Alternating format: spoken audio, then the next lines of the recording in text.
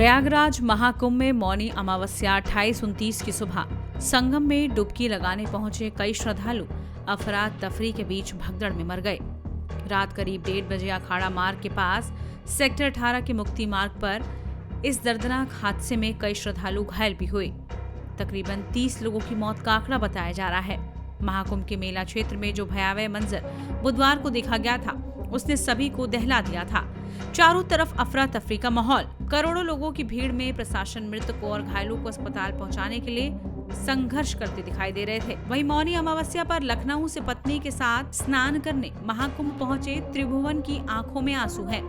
लखनऊ लौट आए हैं और बस अब वो एक ही बात कहते हैं कि पता होता ऐसा होगा तो कभी ना आते। बिलखते इस बुजुर्ग ने कहा कि अगर मुझे पता होता कि स्नान पर जाने से उनकी पत्नी मंजू उनसे हमेशा के लिए जुदा हो जाएगी तो वो कभी नहीं जाते। उस हादसे को याद करते हुए त्रिभुवन ने बताया कि मेरी पत्नी मंजू पांडे का बहुत मन था मौनी अमावस्या वाले दिन स्नान लेने का। उसने मुझसे कहा था ये मौका 144 साल में एक बार आ रहा है, दोबारा नहीं आएगा। इसे खोना नहीं चाहती। मैं उन्हें मना नहीं कर पाया और साथ ले गया।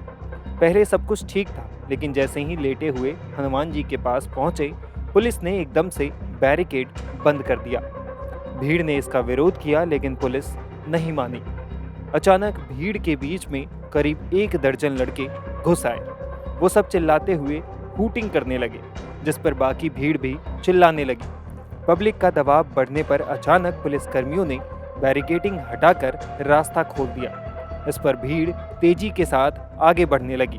उसमें वे लड़के सबके साथ धक्का मुक्की करते हुए आगे बढ़ने लगे। उन युवकों और बैरिकेडिंग पर तैनात पुलिस कर्मियों की वजह से भगदड़ मची है। घटनास्थल और उसके आसपास अगर सीसीटीवी लगे हैं तो उनके फुटेज से सभी की पहचान हो जाएगी। इन सभी पर कार्रवाई होनी चाहिए। पीड़ित त्रिभुवन का कहना है कि अगर मेला प्रशासन सभी रास्ते खोल देता तो भीड़ उन रास्तों पर शिफ्ट हो जाती और ये हादसा ना हो पाता। त्रिभुवन के साले उन्हें दोपहर 2:45 पर प्रयागराज से लखनऊ के लिए लेकर निकले, लेकिन लखनऊ आने वाले रास्ते पर श्रद्धालुओं की इतनी भीड़ थी कि उन्हें रास्ता बदलना पड़ा। लोग प्रतापगढ़ से रायबरेली होते हुए 18.5 घंटे में लखनऊ पहुंचे।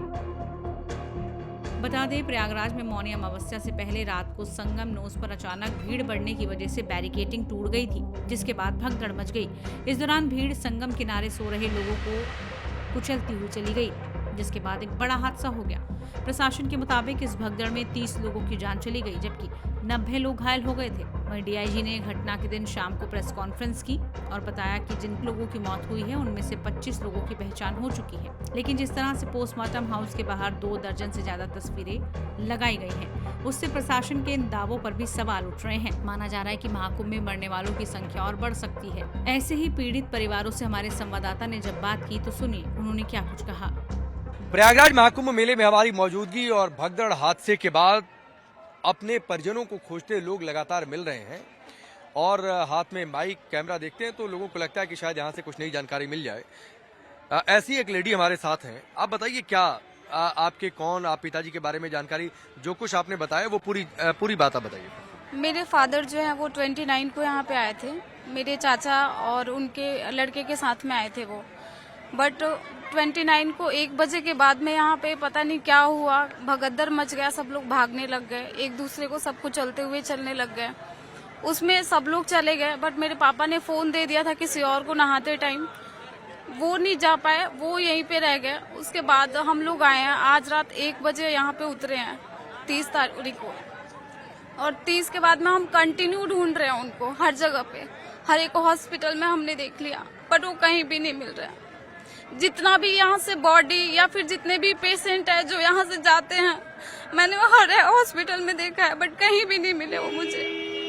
हमने बहुत कोशिश भी की लोगों से मदद मांगने की, बट कुछ पता ही नहीं चल रहा। पुलिस के पास गई थी आप? हमने यहाँ पे जो खोज केंद्र है वहाँ पे हमने कंप्लेन रजिस्टर करवाया है, उनका आधार कार्ड डिटेल वगैरह दिया है। मैंने अपना नंबर भी वहाँ पे रजिस्टर करवाया है। उन्होंने बोला है कि मिल जाएगा, बट कल मॉर्निंग में कराया, अभी तो कुछ पता नहीं है उसका। कहाँ कहाँ खोजा आपने? यहाँ पे जो भी हॉस्पिटल है, जैसे एक तो यहाँ पे अभी मेरे को याद केंद्रीय नहीं आ रहा। अस्पताल है हाँ, सेक्टर 2। केंद्रीय अस्पताल है, वहाँ पे भी मैं गई थी। वहाँ पे सारे रजिस्टर्ड जो सेक्टर 2 में है, सारे रजिस्टर्ड जो वहाँ पे एंट्री किए हुए जो आए हैं, यहाँ से घायल होके गए हैं, या फिर जो भी वहाँ पे डेड बॉडी है उनको भी दिखाया उन लोगों ने, उसमें से कोई भी नहीं है। बट यहाँ पे कहाँ है मुझे समझ आप में बता रही नहीं थी स्वरूप रानी नेहरू अस्पताल भी गई आप, आया। हाँ, मैं वहाँ पे भी गई थी, मेडिकल कॉलेज भी गई आप। मेडिकल कॉलेज में भी गई थी। वहाँ पे जो भी डेड बॉडी वगैरह है या जो भी वहाँ पे पेशेंट है, मैंने सबको देखा है। बट मुझे वहाँ से कुछ भी नहीं मिला, ना ही मेरे फादर का कुछ नहीं दिखा मुझे। कहाँ की हैं आप? मैं दिल्ली से आई हूँ, बट मेरे फादर के पास में जो आधार कार्ड है उसमें बिहार का एड्रेस मेंशन है। वो दिल्ली में आपके साथ रहते थे? हाँ, वो दिल्ली में ही रहते हैं, सीवन जनकपुरी में हम लोग रहते हैं। वो आए थे किसी दोस्त वगैरह के साथ में, चाचा वाचा के लड़के थे उनके साथ में। वो नहीं मिले, जब वो लोग चले गए, फोन गया कि पापा नहीं मिल रहे हैं, तो फिर मैं ट्रेन लेके वहां से आई। और यहाँ पे आने के बाद में मैंने जितना मुझे कोशिश किया, मैंने जितना मैं कर सकती थी, मैंने वो तमाम कोशिश की है खोजने की, बट मैं फिर भी नहीं खोज पा रही हूँ उन्हें। क्या नाम था, क्या नाम है आपके पिताजी का? योगेंद्र प्रसाद नाम है उनका। ये तस्वीर देखिए, इनके साथ एक शख्स है, वो ये तस्वीर दिखा रहे हैं। योगेंद्र प्रसाद जी उनकी बेटी हैं। आपका क्या नाम है? अंजलि कुमारी। अंजलि कुमारी इनकी बेटी का नाम है, और इनकी आंखों में भी आंसू हैं और वो खोज रही हैं अपने पिता को, और जानकारी दे रही हैं कि वो केंद्रीय अस्पताल गई, वो स्वरूप रानी अस्पताल गई, वो मेडिकल कॉलेज यहाँ पर गई जो मोतीलाल नेहरू मेडिकल कॉलेज है, उसके बाद बाली हॉस्पिटल। हाँ? उसके बाद बाली हॉस्पिटल। बाली हॉस्पिटल गई। हाँ, उसके बाद जो है कि हम लोग वहाँ गए, वहाँ से फिर बताया गया कि जितने भी इंजर्ड गए, केल्विन हॉस्पिटल भी गई आप? हाँ, केल्विन हॉस्पिटल। मतलब ये कि हम लोग रात को 11-1 बजे कुंभ जो है कि प्रयागराज जंक्शन पे उतरे हैं। उसके बाद जो है कि वहाँ से आए हैं यहाँ कुंभ पैदल। उसके बाद जो है कि हम लोग सबसे पहले जो यहाँ का केंद्रीय हॉस्पिटल है सेक्टर 2 में, वहाँ गए हम लोग। वहाँ पे जो भी पेशेंट थे उन सब से उनको देखे। उनके बाद जो है कि लिस्ट हमने चेक किया, कुछ पता नहीं चला। उसके बाद जो है कि हम लोग सेक्टर 4 में जो लॉस्ट एंड फाउंड सेंटर है वहाँ पे गए। वहाँ पे हमने अपने नहीं, मैं आप मोबाइल पकड़िए, मैं आपसे गुजारिश करता हूँ। आप ठीक है, एक बेटी के तौर पर आपकी भावनाएं हैं, उन भावनाओं को मैं समझ सकता हूँ। आपको जो दर्द इस समय हो रहा है, हादसा हुआ, जिस तरीके से जानकारी दी गई, सरकार ने कहा है कि 30 लोगों की मौत हुई है, एक आशंका आपके मन में है। और गवर्नमेंट तो फिर भी आंकड़ा कम बता रही है। जब हम हॉस्पिटल में गए थे उसमें 70 से 80 लाश पड़ी हुई है। सारी यहीं से गई थी? ना अपना नाकामी, सारी यहीं से गई थी? सारी यहीं से गलती है। और गलती सबसे बड़ी है कि एक ही लाइन से जो लोग आपने जा रहे बॉडी हैं। देखा, वो क्या बताया, सारी यहीं की गई थी? हाँ, वो साड़ी इस मेले की थी, वो साड़ी इस मेले की है। और 70 से 80 बॉडी वहाँ पे पड़ी हुई है, पूरी ऐसे बिछाई रखी है। और किसी का भी वहाँ पे कम से कम वहाँ पे 30 से 40 तो ऐसे बॉडी है कि जिसके परिजन जानते ही नहीं है, जो नॉन क्लेम्ड है, क्लेम्ड ही नहीं किया गया उसे। आपने सब देख लिया? मैंने सारी बॉडी देखी है, जो भी पेशेंट थे हॉस्पिटल में, मैंने हर एक को देखा है कि वहाँ पे मेरे फादर तो नहीं है। मैं पूरे कल से यहाँ पे अभी तक 1 मिनट के लिए मैं बैठी नहीं हूँ। जितना खोजना चाहिए मैं पूरा खोजी, तभी भी नहीं मिल रहे वो। आपने सुना होगा, कुंभ मेले में बिछड़ जाते हैं लोग, लोग आते हैं, खोजते हैं इंसानों के बीच में, भीड़ के बीच में, लेकिन ये लाशों के बीच में अपने पिता को खोज रही थी, पिता नहीं मिले। फिर से जिंदा इंसानों की भीड़ में आई हैं, मेले में आई हैं कि कहीं यहाँ फिर से कहीं मिल जाए, कोई जानकारी मिल जाए। पिता की तस्वीर इन्होंने दिखाई। मैं आपकी भावनाएं समझ रहा हूँ, धैर्य रखिए, मैं इतना ही कह सकता हूँ। पुलिस के पास जाइए, कंप्लेन करिए, हिम्मत मत खोइए। मैं भगवान से प्रार्थना करूंगा कि आपके पिताजी मिल जाएं, और मैं अपील भी करूंगा सरकार से, प्रशासन से, और मैं लोगों से कहूंगा भी व्यक्तिगत तौर पर कि कम से कम जितने लोग घूम रहे हैं मेले में, जो लोग अपने परिजनों को खोज रहे हैं, उनकी मदद और तेजी से की जाए। सरकार हालांकि लगी हुई है, प्रशासन भी लगा हुआ है, बहुत सारे लोगों को उनके खोए परिजन मिले भी हैं।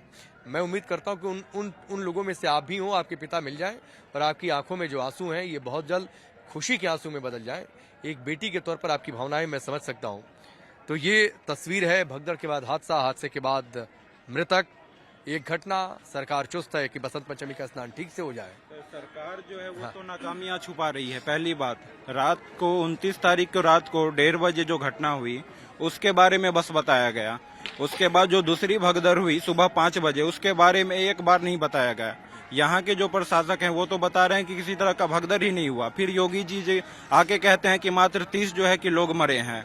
आप जाके वहाँ देखिए मोर्चरी में, मोतीलाल नेहरू मेडिकल कॉलेज, वहाँ जाके देखिए जो बैग पहनाए जाते हैं उस पे 70 क्रॉस कर चुका है बैग के ऊपर। नंबर काउंटिंग जाकर ये देखिए। इनकी बातें हैं कि सरकार आंकड़ों को छिपा रही है, आंकड़े छिपा रही है। विरोधी भी कह रहे हैं कि आंकड़े छिपाए जा रहे हैं। अगर ये सच है वाकई तो सही आंकड़े सामने आने चाहिए, लिस्ट उनकी सामने आनी चाहिए। सभी लोग यहाँ पर मांग कर रहे हैं और सबसे ज्यादा मेले में जो लोग परेशान हैं उन परेशान लोगों की समस्याएं भी सुलझाई जाए, उनके खोए परिजनों तक उनको पहुंचाया जाए, सही जानकारी उनको दी जाए।